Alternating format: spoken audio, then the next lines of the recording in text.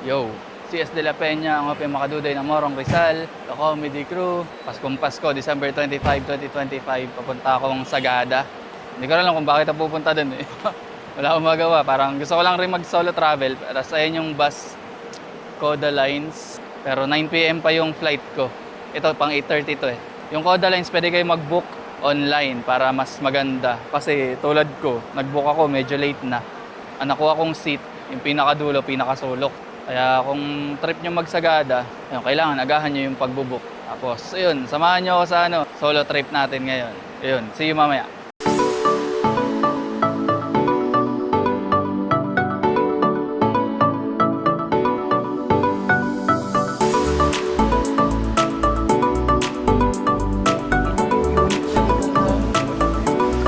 It's a prank. Hindi pala ako sa sulok. Dito pala sa pinakagitna. So ano ako, center of attraction. Dito na ako sa 9 PM Coda Lines. Kami palis na to. Center of attention tayo dito. Seat number 35, pinakagitna. See you mamaya. Time check, 10:30 PM. Siguro mga 10:15. Nakarating kami dito sa Ryan John's something. Basta first stopover to ng mga pumupuntang north. Alam ko, natatanda ko ano din to eh. Kung papunta din kaming Apari. Dito rin unang tumitigil sa Ryan and John's. So nag-aras kaldo lang ako. Tapos sarap ng tulog ko. Kaso parang nangatay ako dun sa sa upuan. Parang nasurot yata ako.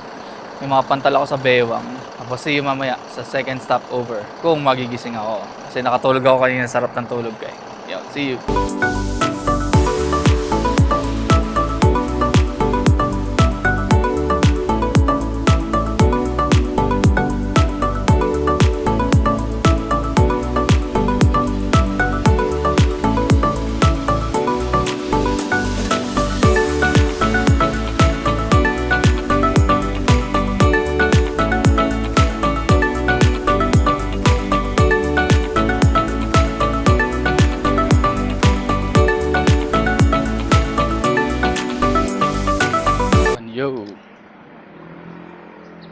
Around 7 AM siguro, nakarating yung bus dito sa Sagada. Diyan kami sa Sagada. Pero hindi muna ako nag-video. Parang inasikaso ko muna yung dapat asikasuhin. Which is unang-una mag-register sa information center. Yun yung mga nakikita ko sa vlog eh. Tapos, mag-asikaso ng accommodation. Ang tip, dapat pagpupunta kayo may accommodation na kasi kailangan dun sa iPass. At yan, ang saya mag-vlog dito sa taas. Welcome to Sagada. So marami-rami tayong gagawin ngayon sa Sagada, kaya kailangan ko ng energy. Wait, tatawid tayo. So yun, see you na lang mamaya sa mga trip natin. Para sa registration pala, yun, mula dun sa pinanggalingan ko. Dito lang, konting lakad lang. Sa Sagada Municipal Tourism Information Office. Magka-register kayo, mag-scan ng QR, may babayaran kayong 100 pesos. Tapos may service fee yung bayad sa 135. May mag-guide naman sa inyo dyan kung anong mga gagawin. So tapos na yung step 1 and step 2, which is registration. Yung step 3, orientation sa mga sa mga pupuntahan. Eh sarado pa. Sabi nung sa info center, balik na lang daw. So babalikan na lang.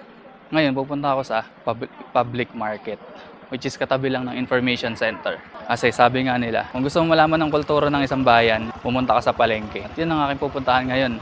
First stop, Sagada Public Market.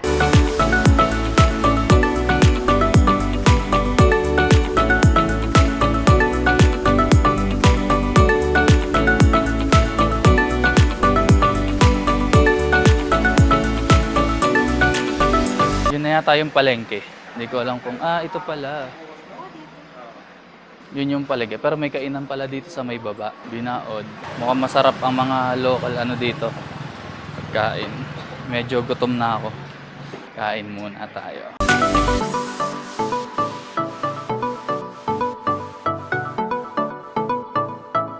Parang gusto ko dito kumain. Extria Cafe.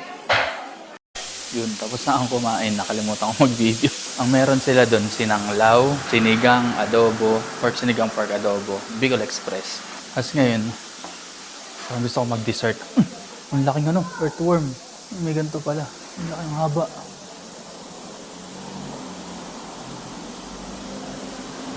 Hindi lang ako nakakita ng ganyang kalaking earthworm. Gusto ko mag-dessert. Nakita ko yung slab house sa malapit. Tapos nakikita ko rin to sa ano eh. Sa mga reels. Kaya lalakad tayo papunta doon. Lapit lang, ayun lang. Yun, nadaanan ko yung Mas Ferry ba yun? Mas Ferry. May mga pizza. Ito, 7J Store. Eduardo's Pizza.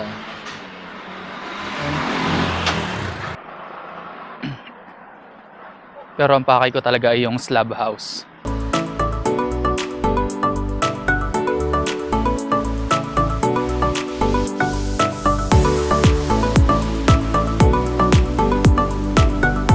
Magkakalapit lang ang mga dito, mga inn, tas yung kainan.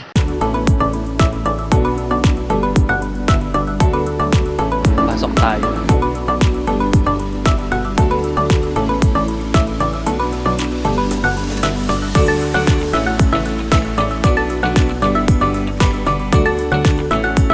May mga dessert kayo, miss?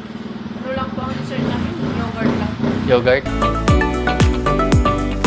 Okay, lakad ulit. Ang mga pagkain sa slab house, mga silog, meron din silang coffee, may mga... Sarap maglakad-lakad dito sa Sagada. Malamig. Hanap muna ako ng pwedeng makainan ng dessert.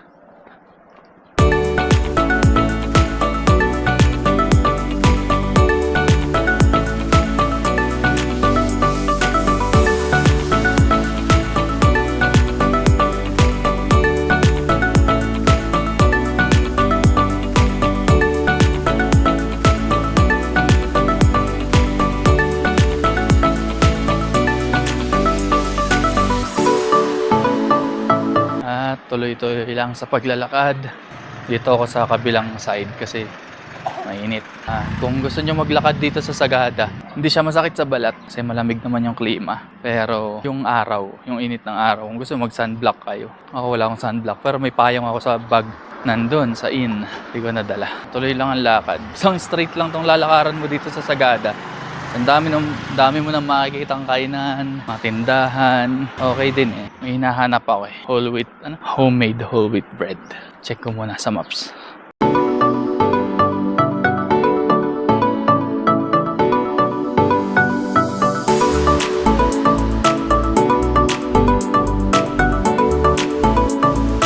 Ayun, dire-diretso lang kayo. Lemon Pie House. Tapos Piitik Wines. Halos magkakatabi lang din.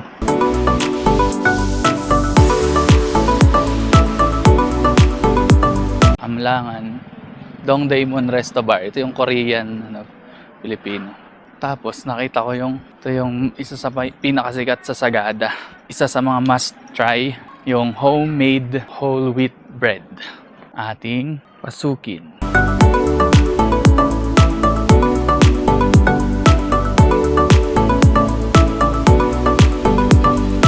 Yun, bumili lang ako, tas bumalik na ako sa Piitik Wines. Papasok sa loob.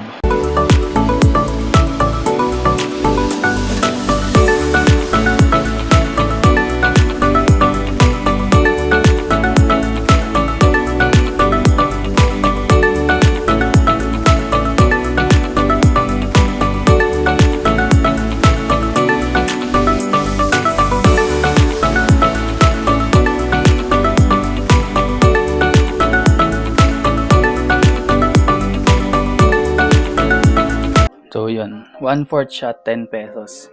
Tigba 1/4 ng blueberry, bugnay, tape wine. Tignan natin. Ito yung blueberry. Konti lang para hindi lang. Dito lang sa labi. Matamis. Yung blueberry matamis siya. Parang walang ng alak. Ito bugnay. Ito mas lasang wine ng bugnay. Medyo matamis rin. May asim ng konti pero mas may spirit. Tape. Lasang alak din yung tape wine. Pero lahat masasarap. Kung sa panlasa, yung alcohol o yung kalasingan, hindi ko masasabi. Kasi sip lang talaga yung ginawa. Pero masasarap lahat. So yun, kung gusto nyo bumili, 1 liter, 400 pesos. 750 ml, 270. 500 ml, 200 pesos. 350 ml, tas 150 pesos. Must try at must visit Piitik Wines. Yo! Madaling maglakad pababa. Mahirap yung pabalik. Hingal ako eh. Hingal ako. Parang malapit-lapit na. Mabalik na ako dun sa sa information center para dun sa step 3 ng registration. Sinabi kanina bumalik. Pupunta na ako dun para daw sa orientation ng mga tours. See you.